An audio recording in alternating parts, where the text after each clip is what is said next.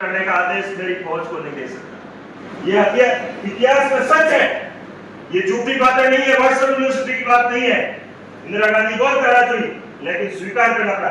उसने कहा मेरा रेजिग्नेशन है, मेरा त्याग पत्र स्वीकार कीजिए, मैं मेरी फौज और देश का नाम खराब नहीं करता। 6 महीने के बाद भारत ने पाकिस्तान से लड़ाई लड़ी, ऐतिहासिक जीत प्राप्त की थी। मेरा तो ये निवेदन है, रणनीति ऐसी होनी चाहिए कि आपको डिफेक्ट नहीं खाने चाहिए। बहुत सी कमियां हैं और कमियां सब में है, लेकिन मेरा निवेदन यही है कि हम लोगों को सच्चाई स्वीकार करने की ताकत हमारे अंदर पैदा करनी पड़ेगी। मैं बहादुर की बात करूं तो मैंने तो 50 शेर मारे, अरे मैं बिल्लियों की झापड़ से भी कहीं लुट का वो भी मुझे कहना चाहिए, एक जगह मुझे बिल्ली ने थप्पड़ मारी, मैं लुट गया। ये कहने की ताकत पैदा नहीं होगी तो हम संघर्ष नहीं कर पाएंगे। हम अपने आप के साथ है ना, वो अन्याय कर रहे हैं, धोखा कर रहे हैं, खुद के साथ धोखा कर रहे हैं। तो मैं अध्यक्ष यहाँ से निवेदन करता हूं, आपकी महासंघ के जो सारे 50 जिलाध्यक्षों के चुनाव हो, मैं किसी जिलाध्यक्ष की क्षमता के ऊपर चिन्ह नहीं लगाता, लेकिन आईएएस आरएएस के भी रिफ्रेशर कोर्स क्यों चलते हैं? उनको तो सब आता है, ना, फिर रिफ्रेशर कोर्स क्यों चलते हैं? और भारत की तुलना में विदेशों में कार्मिकों के इस प्रकार के रिफ्रेशर के कोर्स ज्यादा चलते हैं।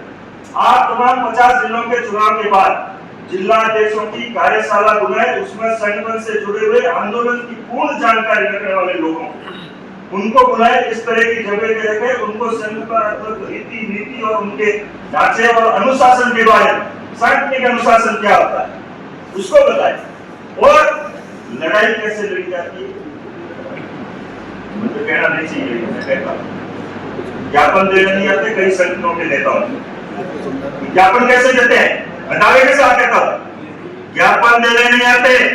ज्ञापन कैसे दिया जाता है, विधिवत रूप से ज्ञापन कैसे दिए, तुम तो कागज पर ही पकड़ा गया जाए, क्या होना चाहिए, उसकी रीति नीति सिस्टम क्या होना चाहिए, ये भी नहीं आता।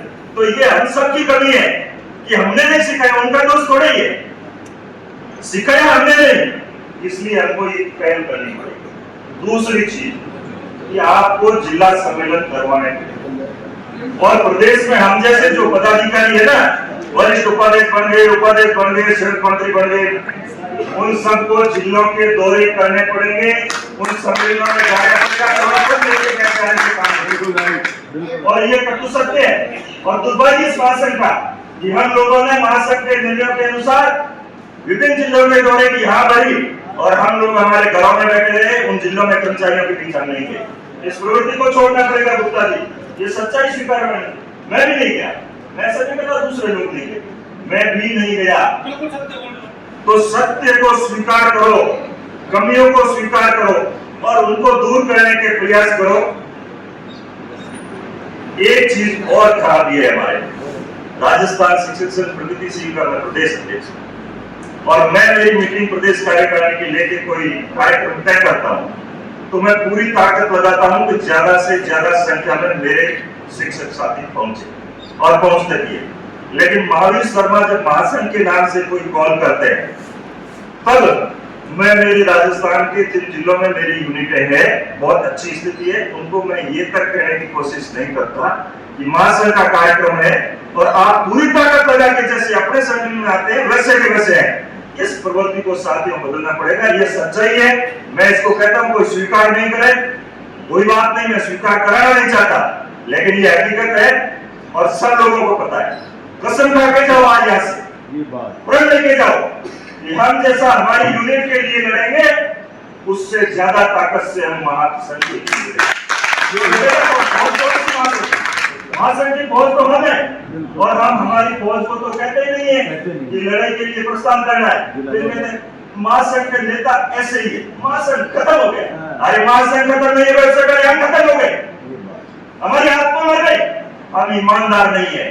साथियों, जब लोग बहुत संकट में थे उस समय उन्होंने जो बलिदान दिए, जो आंदोलन किए, और उसकी कमाई अपन खा रहे हैं और कह रहे हैं उन्होंने क्या किया, पूर्वजों ने हमारे क्या किया, पूर्वजों ने ऐसी योग्य किया कि यहाँ बैठ के इस मंत्री को जवाब दे सके, किस योग्य किया। तो इसलिए एक तहसील शाखा का जो सब लोगों ने कहा, ये बहुत बढ़िया सुझाव दिया सारे लोगों ने, और तहसील शाखाओं के चुनाव में भी अपने को पूरी सक्रियता दिखानी, ताकि ज्यादा से ज्यादा मोबिलाइज हो, ज्यादा से ज्यादा लोग भाग ले। यदि तहसील मजबूत हो जाएगी और सक्रिय हो जाएगी तो आपको इतनी ताकत लगाने की जरूरत नहीं पड़ेगी। चाहे मेरा संगठन हो चाहे महासंघ हो, जिसकी तहसील मजबूत है उसका संगठन मजबूत है, जिसकी तहसील में यूनिट नहीं है उसका संगठन कमजोर है, उसको भी फेस करना पड़ता है सर।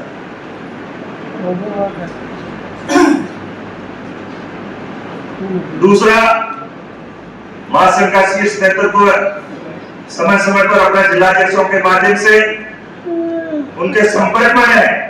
ऐसा नहीं कि जब काम पड़े तभी बात। और उन्हें ये कहता है 10-10 साल महासंघ के जिलाध्यक्ष रहे और प्रदेश संगठनों के अध्यक्षों को पूछते हैं कि मेरे जिले में आपका पदाधिकारी कौन है। ऐसा महासंघ का जिलाध्यक्ष किस काम का, ये भी तो सोचना पड़ेगा। इस चीज को भी सोचना, मान लो हमारी गलती है कि हम वहां हमारे जिलाध्यक्ष को नहीं कहते, लेकिन 10 वर्ष जिलाध्यक्ष महासंघ का रहेगा तो उसको पता ही नहीं है तो तुम किसके लिए काम किया भैया, कौन तेरे साथ खड़े रहे, कौन तेरे पीछे खड़े रहे। ये भी बात ठीक नहीं, इसलिए दोनों को काम करना पड़ेगा।